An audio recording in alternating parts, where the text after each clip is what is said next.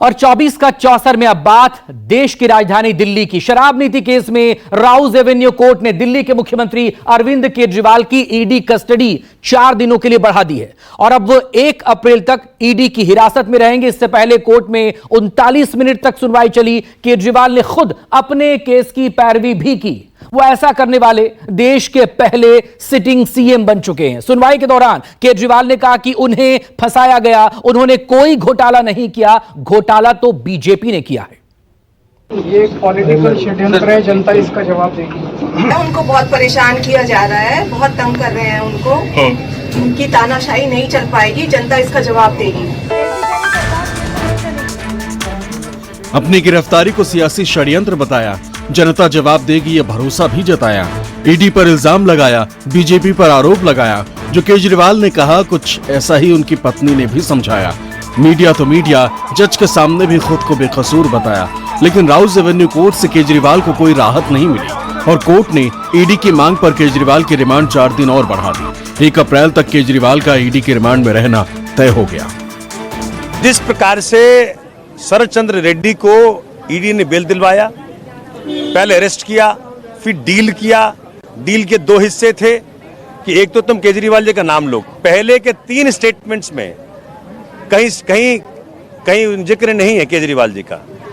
लेकिन जैसे ही डील हुई कि भाई हम एक काम करते हैं, हम तुमको छोड़ देंगे लेकिन तुम 2 काम करो।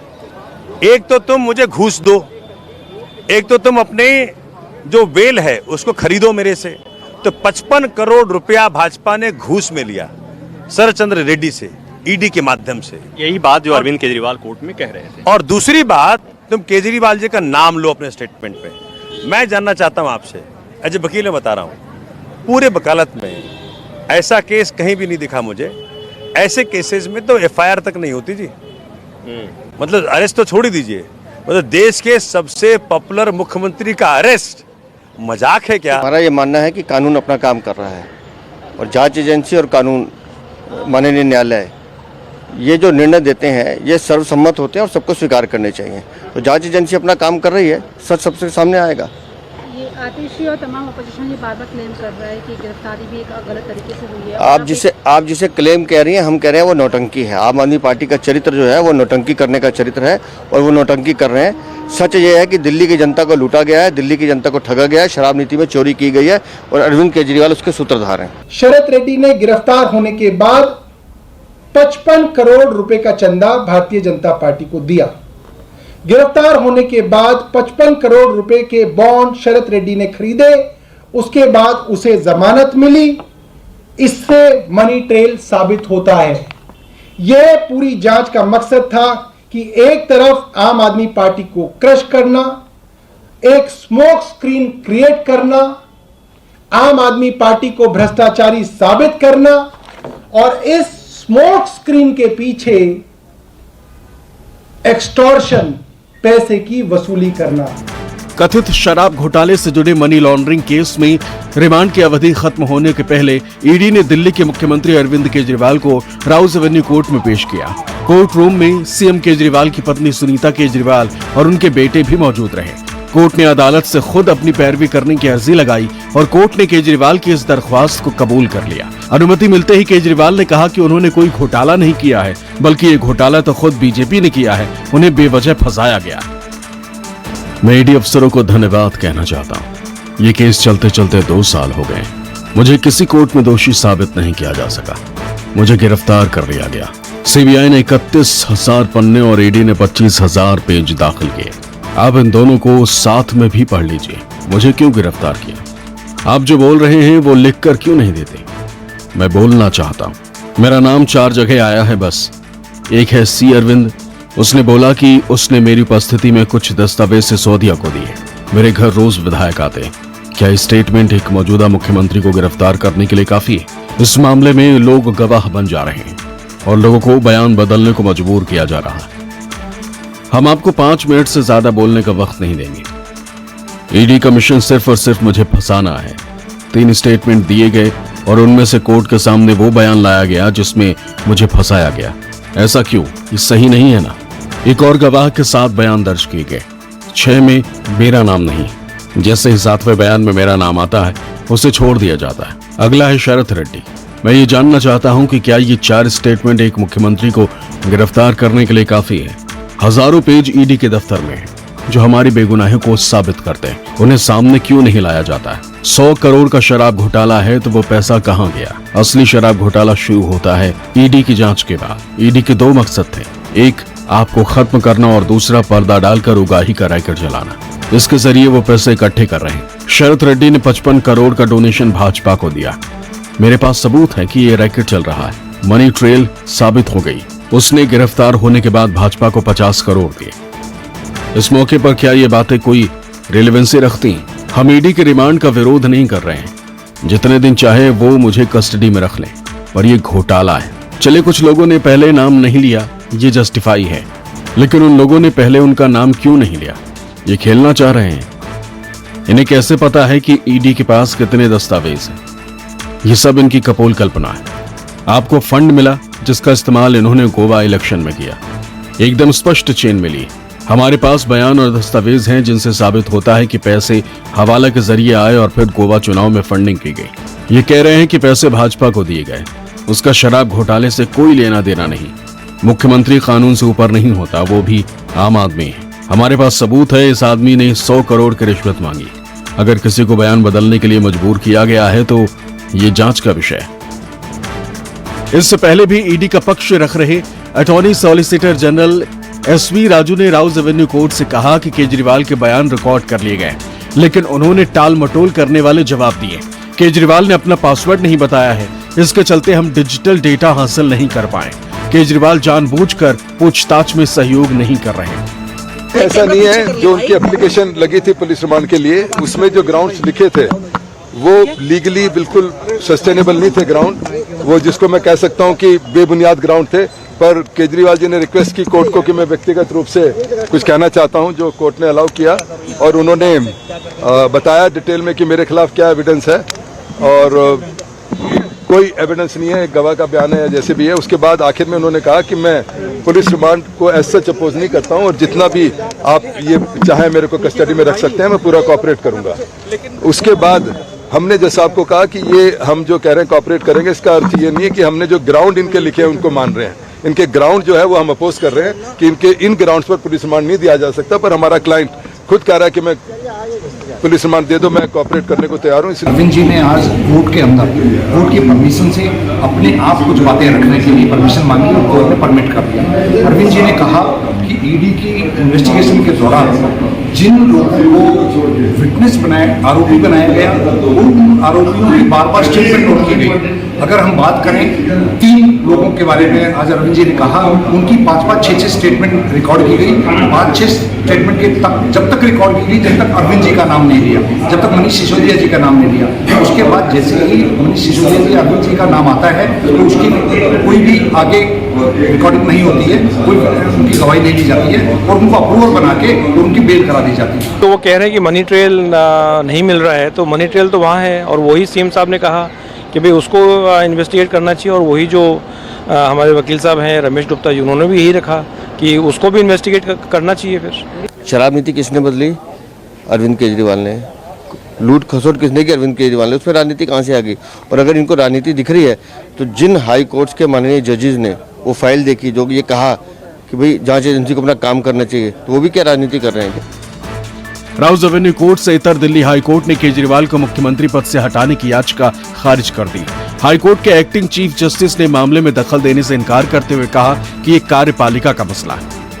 हमने PIL लगाई थी केजरीवाल जी के खिलाफ कि उनको मंत्री पद से, अपना मुख्यमंत्री पद से इस्तीफा देना चाहिए, क्योंकि वो जेल में और वो सरकार नहीं चला सकते। इसके लिए सुनवाई करते हुए माननीय जज साहब ने बोला है कि ये जो मामला है ये कोर्ट ना देखते हुए इसको LG साहब इसको देखेंगे और वही उस पर कोई कार्रवाई करेंगे। और LG साहब का बयान भी आ गया है, इसलिए उन्होंने इस पे ऑर्डर कर दिया है कि इसको कोर्ट नहीं देखेगी, इसको LG साहब इस पे कार्रवाई करेंगे। अरविंद केजरीवाल को इस संवैधानिक संकट पैदा करने का भी दोषी माना जाना चाहिए और संवैधानिक विशेषज्ञों को बैठकर, क्योंकि माननीय कोर्ट ने भी आज कहा कि इस पे तो संवैधानिक विशेषज्ञ लेंगे डिसीजन, इसमें हमारे पास क्यों आ रहे, कोई चला गया था। तो उनका भी संकेत है कि प्रशासनिक लोग ले और ऐसे समय में हमें पूरा विश्वास है कि संवैधानिक विशेषज्ञ बैठेंगे और दिल्ली को इस तरह से ठप करके बैठने वाले, जेल के अंदर बैठने वाले व्यक्ति के ऊपर भी कोई ना कोई कार्रवाई होगी। आज हाईकोर्ट के अंदर एक PIL दायर हुई। हाईकोर्ट के एक्टिंग चीफ जस्टिस की बेंच ने उस PIL को सुना। हाईकोर्ट ने कहा कि आप मुझे संविधान के अंदर वो आर्टिकल दिखाइए, कानून की वो धारा दिखाइए जो ये कहती हो कि मुख्यमंत्री अगर हिरासत में हो तो वो मुख्यमंत्री नहीं रह सकते। आपके पास कोई कॉन्स्टिट्यूशनल प्रोविजन ही नहीं है, आपकी इन दलीलों के पीछे कोई कानून है ही नहीं, लिहाजा आपकी इस PIL को डिसमिस किया जाता है, बर्खास्त किया जाता है। तो पहले दिन से कह रहे हैं कि ये प्रशासनिक निर्णय, हाईकोर्ट ने ये कहा है कि ये निर्णय प्रशासनिक निर्णय, एडमिनिस्ट्रेशन तय करेगा। तो जो संविधान और कानून की व्याख्या है वो सामने आ रही है, लेकिन अरविंद केजरीवाल के पास अगर नैतिकता होती तब तक इस्तीफा दे चुके होते। तो मैं उनसे आग्रह करूंगी, मैं भारतीय जनता पार्टी से आग्रह करूंगी कि वो आज आकर पब्लिक में ये घोषणा करें कि 2741 करोड़ रुपए जो हमें ऐसी कंपनियों से मिले हैं जिन पर ED CBI की रेड हुई है, उसको हम प्रचार में खर्च नहीं करेंगे, उसको हम चुनाव में खर्च नहीं करेंगे, उसको हम देश की जनता में बांटेंगे, हम किसी चैरिटी में देंगे, हम स्कूल बनाने के लिए, अस्पताल बनाने के लिए गरीबों को देंगे। दिल्ली के मुख्यमंत्री अरविंद केजरीवाल को ईडी ने लगभग 2 घंटे की पूछताछ के बाद 21 मार्च को उनके आधिकारिक आवास से गिरफ्तार किया था। दिल्ली शराब घोटाले में उन्हें राउज एवेन्यू कोर्ट ने ईडी की हिरासत में भेज दिया था। अपनी गिरफ्तारी के बाद भी अरविंद केजरीवाल ने मुख्यमंत्री पद से इस्तीफा नहीं दिया है। आम आदमी पार्टी के नेताओं का भी कहना है कि दिल्ली के मुख्यमंत्री बने रहेंगे और जरूरत पड़ने पर जेल से सरकार चलाएंगे। प्रभाकर मिश्रा के साथ राहुल प्रकाश, दिल्ली, न्यूज़ 24।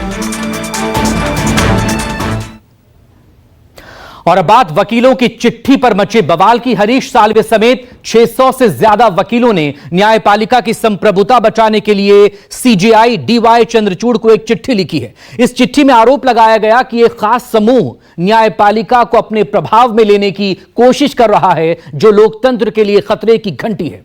इस चिट्ठी के बाद प्रधानमंत्री नरेंद्र मोदी ने कहा कि डराना धमकाना कांग्रेस की पुरानी संस्कृति है।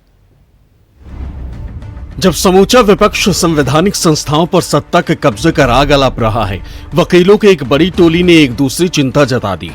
देश के पूर्व सॉलिसिटर जनरल हरीश साल्वे समेत 600 से ज्यादा वरिष्ठ वकीलों ने CJI DY चंद्रचूड़ को एक चिट्ठी लिखी है। इसमें कहा गया है कि न्यायपालिका पर एक खास ग्रुप अपना प्रभाव डालने की कोशिश कर रहा है, जिससे न्यायपालिका खतरे में है और इसे राजनीतिक और व्यावसायिक दबाव से बचाना होगा। CJI के नाम अपनी चिट्ठी में वकीलों ने कहा है कि यह हमारी अदालतों की तुलना उन देशों से करने के स्तर तक गिर गए हैं जहां कानून का कोई शासन नहीं और हमारे न्यायिक संस्थानों पर गलत प्रथाओं का आरोप लगा रहे हैं। ये सिर्फ आलोचनाएं नहीं हैं, ये सीधे हमले हैं जिनका उद्देश्य हमारी न्यायपालिका में जनता के विश्वास को नुकसान पहुंचाना और हमारे कानूनों के निष्पक्ष कार्यान्वयन को खतरे में डालना है। यह अजीब है कि राजनेता किसी पर भ्रष्टाचार का आरोप लगाते हैं और फिर कोर्ट में उनका बचाव करते हैं।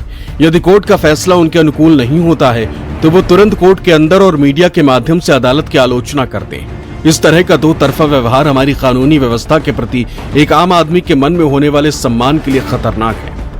चिट्ठी लिखने वालों में वरिष्ठ अधिवक्ता हरीश साल्वे, पिंकी आनंद, मनन कुमार मिश्रा, हितेश जैन जैसे नामचीन वकील शामिल। हम लोगों ने माननीय मुख्य न्यायाधीश महोदय को बताया है कि जिस ढंग से खास करके चुनाव का समय चुना गया है चंद लोगों के द्वारा, चंद वकीलों के द्वारा, और हमारे जुडिशरी जैसे पायस इंस्टीट्यूशन को, जो कि हमारे संविधान की गार्जियन मानी जाती है, उसको बदनाम करने की कोशिश की जा रही है। इसका एकमात्र उद्देश्य है जुडिशरी पर, हमारे ऑनरेबल जजेज पर प्रेशर डालना। देश के जो भी जागरूक वकील हैं, मोर देन 99%, वो ऐसे जो किसी ढंग के हथकंडे को, किसी ढंग के जुडिशरी पर अटैक को बर्दाश्त नहीं करेंगे। इसीलिए हम लोगों ने, जो भी सेंसिबल लॉयर्स हैं, आप पूरे देश से हम लोगों को आया कि भाई ये तो बड़ा गलत काम हो रहा है, तो हम लोगों ने एक चिट्ठी लिखी है माननीय मुख्य न्यायाधीश महोदय को। कोर्ट्स का जो एक गरिमा है वो एक मेंटेन रहे। हम कोर्ट्स के डिसीजन की अपील करते हैं, उसकी रिव्यू करते हैं, परंतु हम कोर्ट के बारे में गलत नहीं बोल सकते। जो एक माहौल डेवलप हुआ है, कुछ हमारे एडवोकेट भाई जो उनको जब रिलीफ मिल जाए तो तब ये कहना कि ये कोर्ट्स बहुत अच्छी हैं, बहुत अच्छे तरीके से काम कर रही हैं, और जब उनको रिलीफ ना मिले तब इस तरीके से कहना कि गंदे तरीके से कर रही हैं, कोई प्रेशर हैं, किसी के दबाव में कर रही हैं, विक्टिमाइजेशन हो रहा है। ये इस तरीके की बात करना हमारा जो जुडिशरी को कमज़ोर करना है। मुख्य न्यायाधीश भारत सरकार के एक ज्ञापन करीब सीनियर एडवोकेट 600 ने दिया, जिसमें मैंने भी उसमें हस्ताक्षर किए हैं, उस एक्सटेंट तक किए हैं कि जिस तरीके से जुडिशरी के ऊपर किसी प्रकार से दबाव जो डालने की और मैनिपुलेट करने की जो चेष्टा है, पॉलिटिकल पार्टी हो चाहे प्राइवेट पार्टी हो, उससे मैं सहमति जताते हुए मैंने उसमें हस्ताक्षर किए हैं। जहां तक इस ज्ञापन का प्रश्न है, इनका अल्टीरियर मोटिव क्या है मुझे पता नहीं, लेकिन इस बात से मैं बिल्कुल सहमत हूं कि जुडिशरी की गरिमा को टार्निश किया जा रहा है। I mean, it's very, very alarming. Then it endorses what people are saying. People say there is an emergency, unannounced emergency in this country. I think this strengthens that case. It's very, very worrisome and alarming. इधर वकीलों की चिट्ठी आई और उधर PM Modi ने कांग्रेस पर हमला बोल दिया। हालांकि 600 से ज्यादा वकीलों ने अपनी चिट्ठी में कांग्रेस का नाम तो नहीं लिया, लेकिन पीएम मोदी ने सीधे सीधे कह दिया, डराना धमकाना तो कांग्रेस की पुरानी आदत है। मानो 600 वकीलों ने भी कांग्रेस को ही खास समूह बताया हो। सोशल मीडिया प्लेटफॉर्म एक्स पर अपने पोस्ट में पीएम मोदी ने लिखा, दूसरों को डराना धमकाना कांग्रेस की पुरानी संस्कृति है। 5 दशक पहले ही उन्होंने प्रतिबद्ध न्यायपालिका का आह्वान किया था। वो बेशर्मी से अपनी स्वार्थों के लिए दूसरों से प्रतिबद्धता चाहते, लेकिन राष्ट्र के प्रति किसी प्रतिबद्धता से बचते। कोई आश्चर्य नहीं कि 140 करोड़ भारतीय उन्हें अस्वीकार कर रहे हैं। वकीलों ने अपनी चिट्ठी में किसी खास मामले का जिक्र तो नहीं किया है, लेकिन ये चिट्ठी ऐसे समय में आई है जब अदालतें विपक्षी नेताओं से जुड़े भ्रष्टाचार के कई बड़े आपराधिक मामलों से निपट रही। प्रभाकर मिश्रा, दिल्ली, न्यूज़ 24।